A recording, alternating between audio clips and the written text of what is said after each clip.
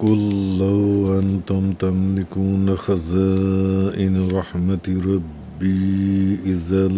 لأمسكتم خشية الإنفاق وكان الإنسان قتورا۔ آج سورہ بنی اسرائیل کی آیت نمبر 100 سے 100 نمبر آیت۔ آپ کہیے اگر تم سپوز بالفرض میرے رب کی رحمت کے خزانوں کے مالک ہوتے، سپوز اگر تم میرے رب کی رحمت کے خزانوں کے مالک ہوتے تو تم خرچ کے ڈر سے ان کو روکے رکھتے،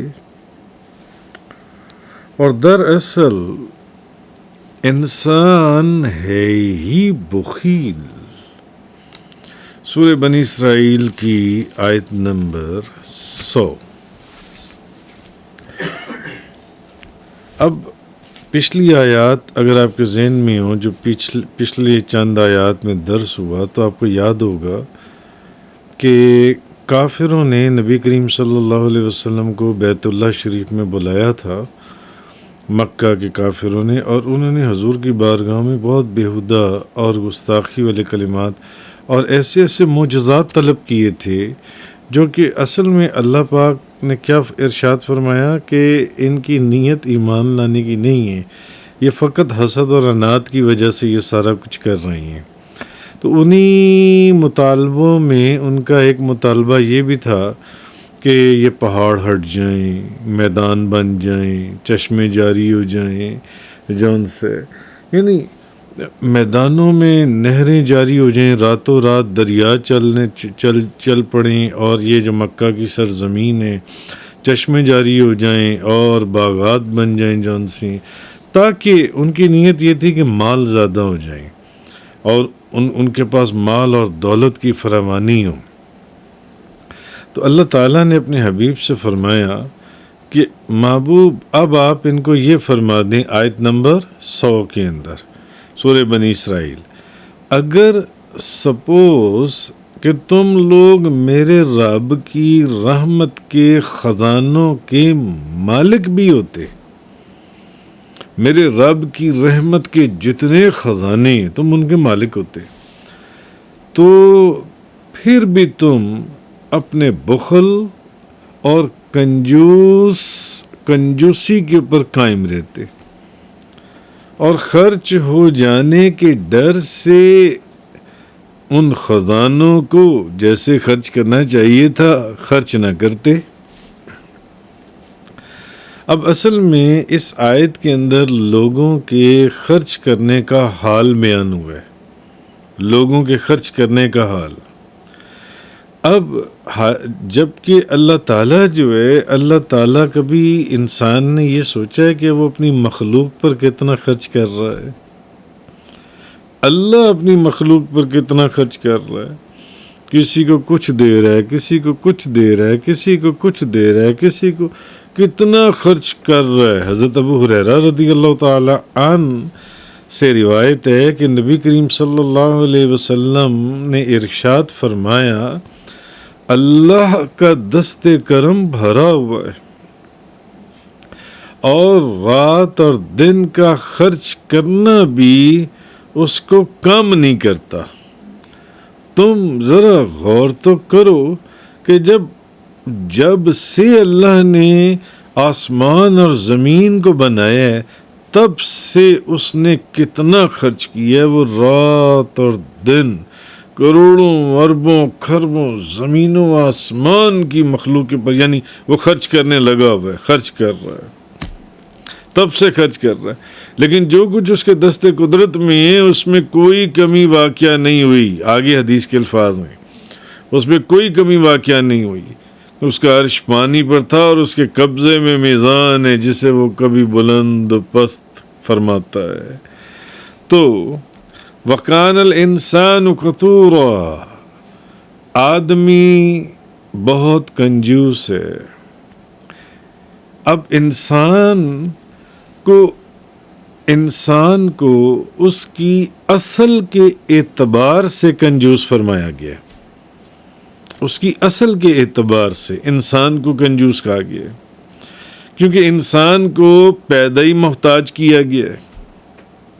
انسان کو، اور محتاج جو ہے وہ لازمی طور پر وہ چیز پسند کرتا ہے جس سے اس کی محتاجی اس سے دور ہو جائے، اس لیے وہ اس چیز کو اپنے لیے روک لیتا ہے، اپنے لیے روک لیتا ہے۔ تو اصل میں اس میں انسان کی اصل کو بیان کیا گیا کہ اصل میں انسان کے اندر کنجوسی جو ہے وہ موجود ہے، کیونکہ انسان محتاج ہے، اور جو چیز اس کی محتاجی کو دور کر سکتی ہے وہ اس کو کبھی بھی جانے نہیں دے گا ہاتھ سے، وہ اس کو روک لے گا اپنی ذات کے لیے۔ ہاں یہ بندہ بڑا سخی ہے، فلانا بندہ بڑا سخی ہے، سخاوت کرتا ہے۔ بھئی بعض تو اس لیے سخاوت کرتے ہیں کہ فقط اپنے آپ کو دکھانے کے لیے، کہ کسی طرح میں لوگوں کی نظروں میں آ جاؤں کہ یار میری سخاوت اور میرے کام کو دیکھو، میں تو آگے بڑھ کر کام کرنے لگا ہوا ہوں، اور آگے بڑھ کر تقسیم کرنے لگا ہوا ہوں، دکھاوے کے لیے۔ جیسے کہ وہ حدیث گزری کہ جو ترمذی شریف کی حدیث پہلے بھی کئی دفعہ میں آپ لوگوں سے عرض کر چکا ہوں کہ جو وہ حافظ قرآن جو دکھانے کے لیے قرآن پڑھتا ہے، جس کو اللہ فرمائے گا تو جھوٹ بولتا ہے، وہ سخی جو دکھانے کے لیے سخاوت کرتا ہے، اللہ کہے گا تو جھوٹ بولتا ہے، اور وہ شہید جو صرف دکھانے کے لیے کہ میں بہت بہادر تھا، لڑنے چلا گیا اور راستے میں مارا گیا، لوگوں نے کہا شہید ہے۔ قیامت کو جب وہ کہے گا کہ میں تیرے راستے میں، اللہ فرمائے گا تم جھوٹ بولتے ہو۔ اور نبی پاک صلی اللہ علیہ وسلم نے حضرت ابو ہریرہ رضی اللہ تعالی عنہ سے کیا فرمایا؟ ابو ہریرہ، یہ وہ 3 بندے ہیں جن سے قیامت والے دن سب سے پہلے دوزخ کی آگ بھڑکائی جائے گی۔ جو لوگ اپنے عمل، کسی بھی عمل، بھلے وہ شہید ہے، بھلے وہ سخی ہے، بھلے وہ حافظ قرآن ہے، قرآن پڑھانے والا ہے، جب وہ اپنے کام کے اندر دکھاوے کو پیدا کرتا ہے کہ مجھے یہ چیز دکھانی ہے، دکھا کر کرنی ہے لوگوں کو، حضور نے فرمایا یہ وہ 3 لوگ ہیں، وہ 3 بندے ابو ہریرہ۔ اور اس حدیث کو بیان کرنے سے پہلے حضرت ابو ہریرہ 4 مرتبہ بے ہوش ہوئے، اور پھر انہوں نے وہ حدیث سنائی جس راوی نے اس کو روایت کیا آگے۔ تو یہ وہ 3 لوگ ہیں جن سے قیامت والے دن سب سے پہلے جہنم کی آگ کو بھڑکایا جائے گا، یہ وہ لوگ ہیں۔ تو بہرحال ایک بندہ سخاوت کرتا ہے تو وہ شاید اس لیے کر رہا ہو کہ لوگوں میں اس کی تعریف ہوگی اور وہ تعریف کو پسند کرتا ہے، یا پھر ایک بندہ سخاوت اور بھی کر رہا ہے مگر وہ بھی ثواب کی نیت سے کر رہا ہے کہ مجھے ثواب ملے گا جون سے۔ تو ثابت ہوا کہ اصل انسان اپنی اصل کے اعتبار سے جون سا ہے وہ بخیل ہے، اپنی اصل کے اعتبار سے۔ تو حدیث میں حضرت ابوبکر صدیق رضی اللہ تعالی عنہ بیان کرتی ہیں، ترمذی شریف کی حدیث ہے کہ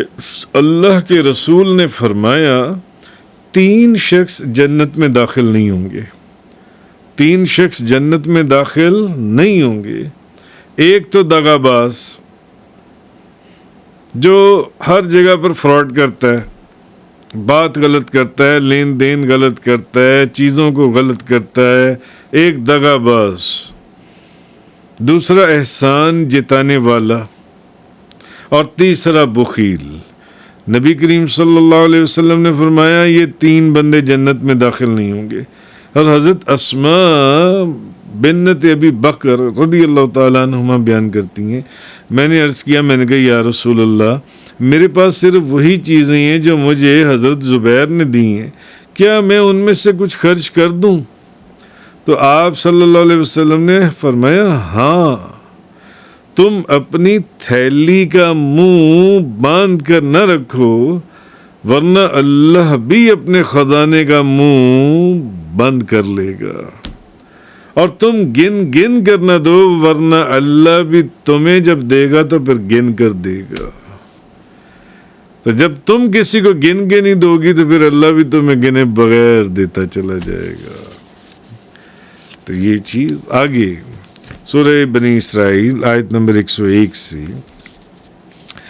آگے فرمایا وَلَقَدْ آتَيْنَا مُوسَىٰ 9 آيَاتٍ بَيِّنَاتٍ فَاسْأَلْ بَنِي إِسْرَائِيلَ إِذْ جَاءَهُمْ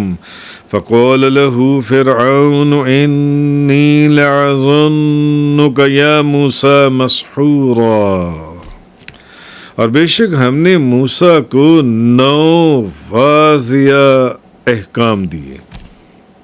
یا نشانیاں دیں، یا احکام دیے۔ سو آپ بنی اسرائیل سے پوچھئے، جب موسیٰ ان کے پاس آئے تو فرعون نے موسیٰ سے کہا، اے موسیٰ میں تم کو ضرور جادو کیا ہوا گمان کرتا ہوں۔ قال لقد علمت ما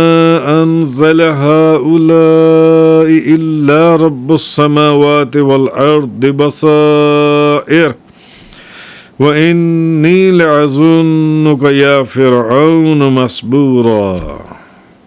موسیٰ نے کہا، تم خوب جانتے ہو کہ ان معجزات کو اس نے نازل کیا ہے جو تمام آسمانوں اور زمینوں کا رب ہے۔ یہ معجزے بصیرت افروز ہیں، اور اے فرعون میں تم کو ضرور ہلاک کیے جانے والا گمان کرتا ہوں۔ آگے فرمایا فَأَرَادَ أَن يَسْتَفِزَّهُم مِّنَ الْأَرْضِ فَأَغْرَقْنَاهُ وَمَن مَّعَهُ جَمِيعًا، پس فرعون نے بنی اسرائیل کو سرزمین سے نکالنے کا ارادہ کر لیا، سو ہم نے فرعون اور اس کے ساتھیوں کو ایک ساتھ غرق کر دیا۔ وَقُلْنَا مِن بَعْدِهِ لِبَنِي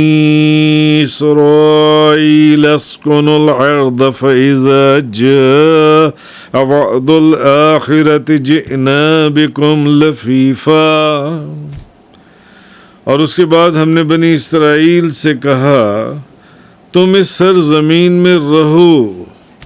پھر جب آخرت کا وعدہ پورا ہوگا تو ہم تم سب کو سمیٹ لائیں گے، تم سب کو سمیٹ لائیں گے۔ آیت نمبر 101 سے 104 تک یہ 4 آیات میں نے آپ کے سامنے تلاوت کی۔ اب یہ جن 9 آیات کا ذکر کیا گیا ہے آیت نمبر 101 کے اندر، جن 9 آیات کا ذکر کیا گیا ہے، اب ان آیات کی تفسیر کے اندر اختلاف ہے۔ تو یعنی کہ آیا یہ 9 احکامات ہیں یا ان سے مراد 9 معجزات ہیں؟ جن نشانیوں کا، جن آیات کا اللہ نے اس آیت میں وَلَقَدْ آتَيْنَا مُوسَىٰ 9 آیَاتٍ بَيِّنَاتٍ، اور بے شک ہم نے موسیٰ کو 9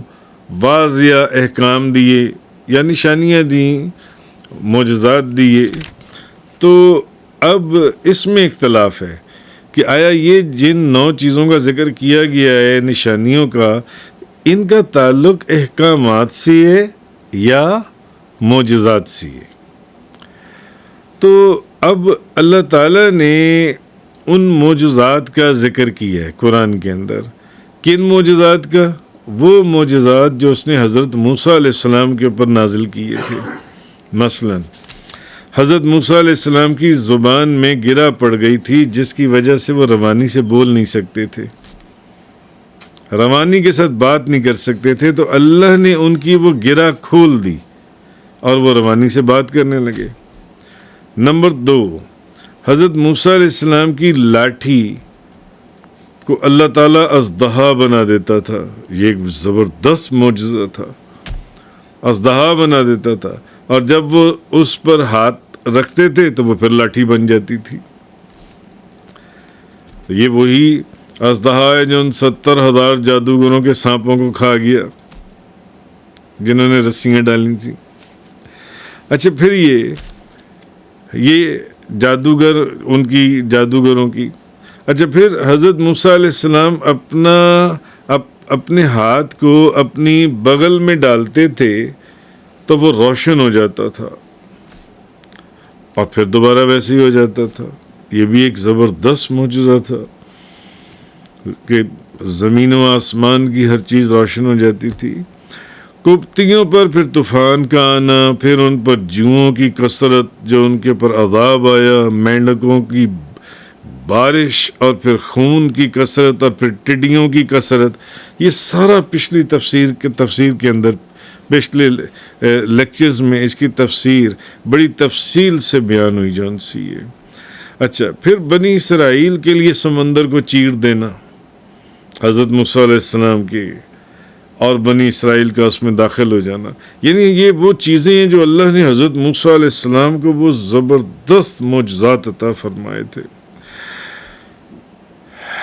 پتھر پر لاٹھی ماری تو اس سے چشمے پھوٹ پڑے، چشمے نکل پڑے. پھر پہاڑ کو بطور سائبان ان کے اوپر کھڑا کر دیا جانا. پھر حضرت موسیٰ اور ان کی قوم کے اوپر من اور سلوہ نازل فرمانا.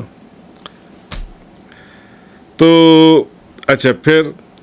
آل فرعون کو قحط اور پھلوں کی کمی میں مبتلا کر دینا،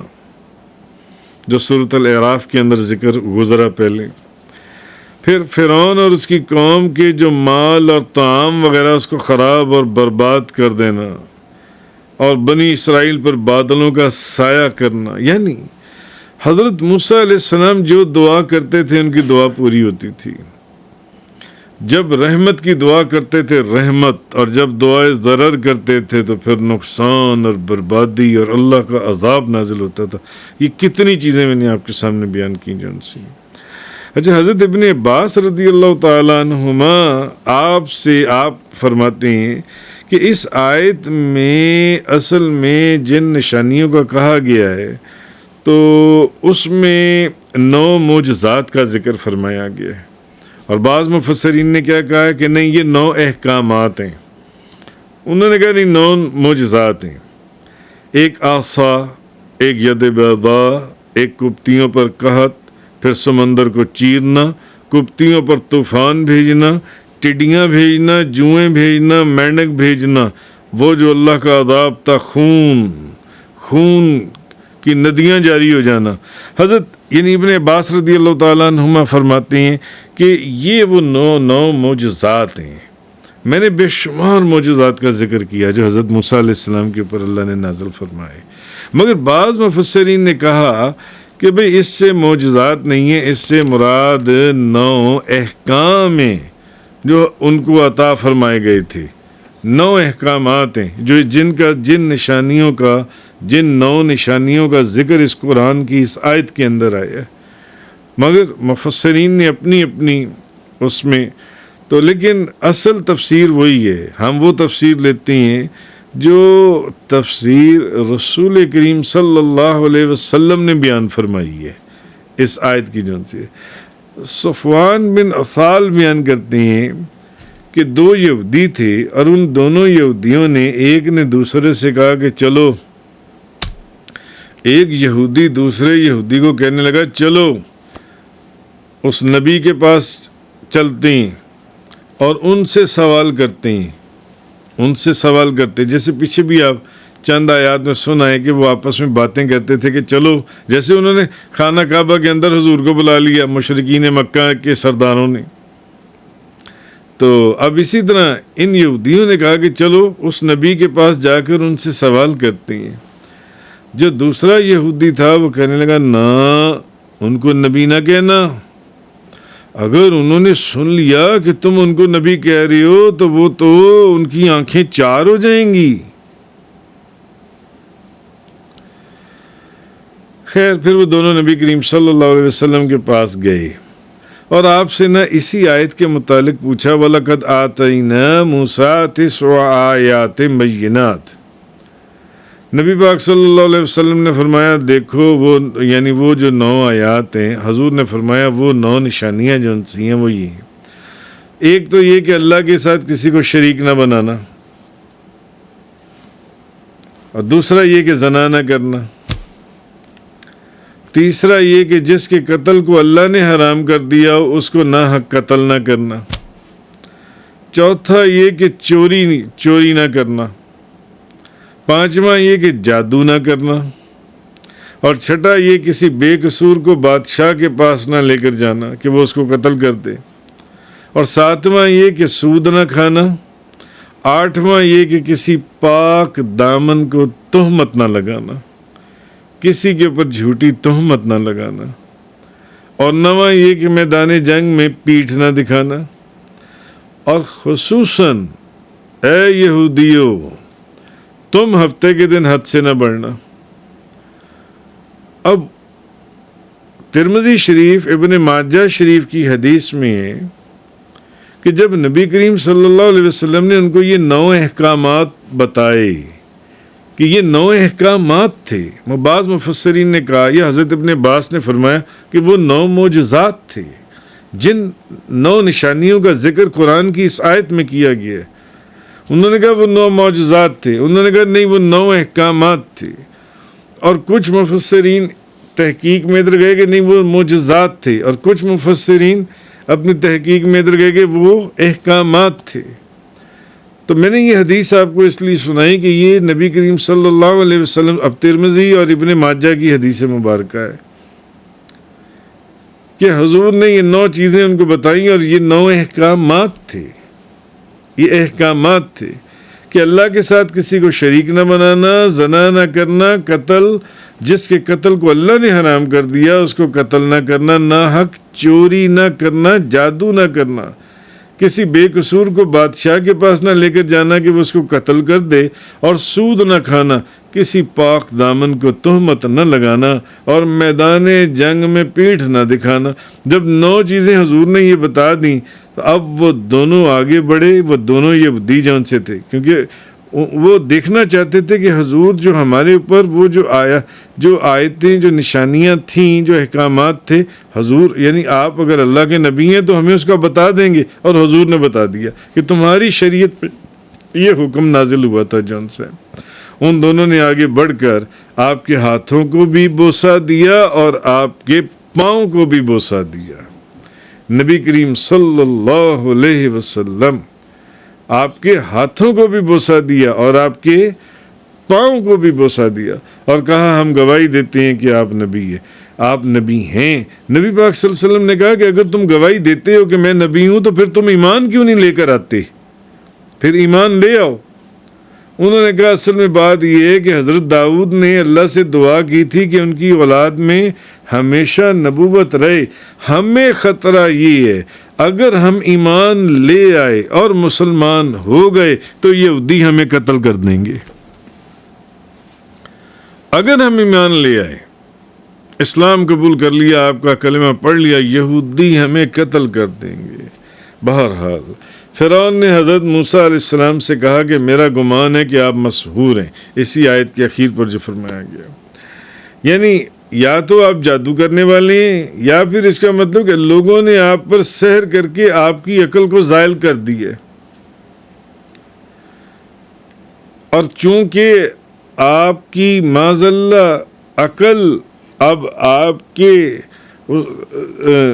اس میں ہے نہیں، تو اس لیے آپ نے نبوت کا دعویٰ کر دیا۔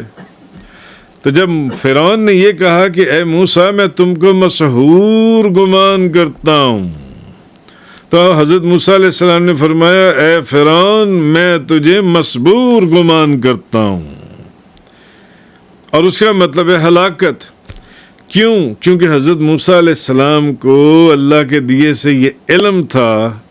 کہ یہ جو شخص میرے سامنے کھڑا ہوا ہے اس کو ہلاک کر دیا جائے گا، اس کو ہلاک کر دیا جائے گا۔ یہی چیز اس آیت کے اندر جب اس نے کہا کہ انی لَأَظُنُّكَ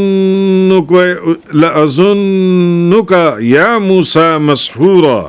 تو حضرت موسیٰ علیہ السلام نے کیا فرمایا؟ وَإِنِّي لَأَظُنُّكَ یا فرعون مسحورا، تو مجھے اگر مسحور گمان کر رہا ہے تو میں تجھے مسحور گمان کر رہا ہوں، ان قریب تجھے ہلاک کر دیا جائے گا۔ اور پھر فرمایا جب آخرت کا وعدہ پورا ہوگا تو ہم تم سب کو لپیٹ لائیں گے. وَقُلْنَا مِن بَعْدِهِ لِبَنِي إِسْرَائِيلَ اسْكُنُوا الْأَرْضَ فَإِذَا جَاءَ وَعْدُ الْآخِرَةِ جِئْنَا بِكُمْ لَفِيفًا. اور اس کے بعد ہم نے بنی اسرائیل سے کہا تم اس سرزمین میں رہو، پھر جب آخرت کا وعدہ پورا ہوگا تو ہم تم سب کو لپیٹ لائیں گے، ہم تم سب کو سمیٹ لائیں گے، سب کو سمیٹ لائیں گے. تو یعنی مختلف آدمیوں کا گروہ، یعنی وہ دن آنے والا ہے، وہ بڑی جماعت جس میں ہر قسم کے لوگ ہوں گے، مومن بھی ہوں گے اور کافر بھی ہوں گے، نیک بھی ہوں گے اور گناہگار بھی ہوں گے. یعنی ہم تمہیں یہاں پر بھی اسی چیز کا جواب دیا جو پچھلی آیات کے اندر گزرا تھا، جس کا جواب اللہ نے انہیں بڑا سخت دیا تھا کہ تم یہ بات کرتے ہو کہ تمہیں مرنے کے بعد دوبارہ زندہ کیسے کروں گا، اور میں نے تو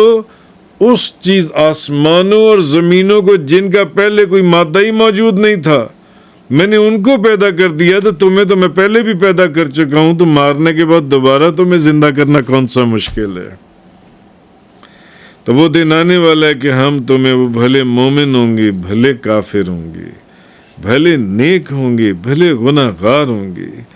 ہم تمہیں تمہاری قبروں سے نکال کر سمیٹ کر لائیں گے.